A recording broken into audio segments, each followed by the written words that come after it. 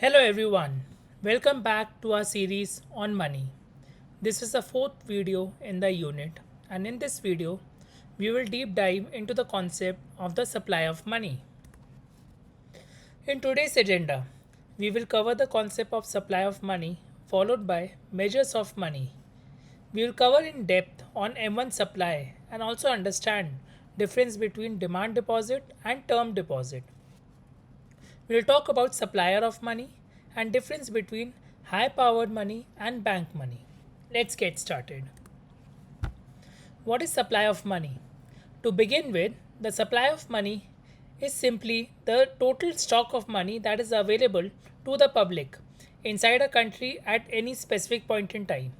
Think of it as the amount of cash and accessible funds people and business have right now, not over a course of a year or month, but at this very moment.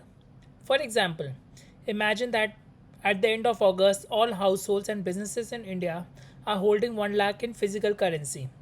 That 1 lakh is exactly what we call the supply of money at that point in time. Now the question arises, what are we including in money and what are we excluding? So, supply of money only includes money which is circulating with the people. People like you and me, businesses, institutions that actually spend and use the money. It does not include money held by government or bank themselves. For example, if 50,000 sitting in the RBI vault or money held by commercial bank as reserves with the central bank will not be counted in the supply of money because they are not actively circulating among the public. Now moving on to the next slide. We will talk about the measures of money supply.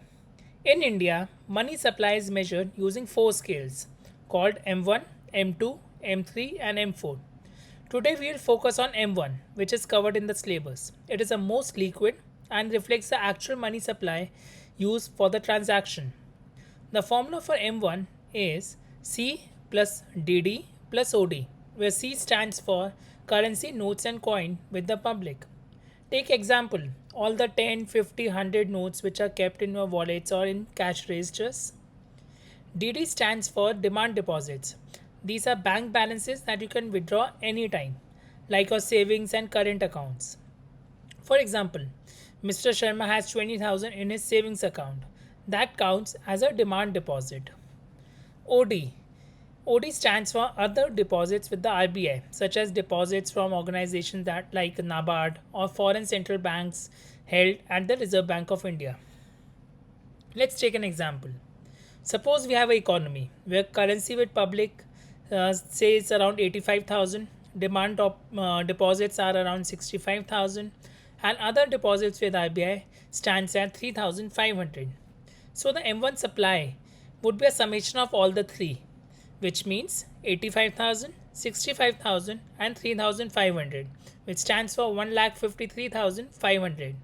This means people and businesses have 1,53,500 available in liquid money ready for spending and transactions. Now let's talk about demand deposits and term deposits. Demand deposits can be withdrawn anytime, whereas for a term deposit, we have a lock in period, typically 1 or 2 years. Demand deposits can be withdrawn via check and is also included in M1, while term deposits can't be withdrawn via check and it's normally not included in M1. Say, for example, if Akash wants to use money immediately, he will rely on demand deposits because they are more liquid and accessible. But if he locks money in a FD for 1 year to earn more interest, the money will not be included in M1 because it is not instantly available for spending. Moving to the next slide. Now, who are the suppliers of money? Let's understand. There are three main suppliers in India. First is the central bank, which is RBI. So RBI physically prints and issue currency notes and coins. For example, when the RBI prints new 500 notes, they enter into circulation and become part of money supply. Next is the commercial banks.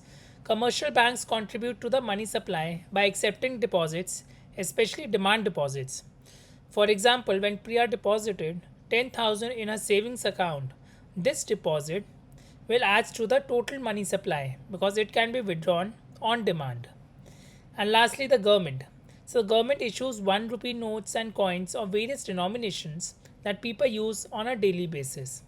For example, Ministry of Finance releasing 1 or 5 rupee coins into circulation. So, those could be captured out.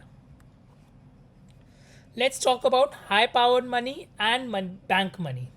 So it's important not to confuse bank money with high powered money. So bank money, as we discussed, is your demand deposits, funds that you can withdraw using a check. While high powered money includes currency with the public plus reserves held by bank with the RBI. For example, if a commercial bank holds 50,000 as cash reserves with the RBI, this 50,000 is not part of active money supply but will be counted when measuring high powered money.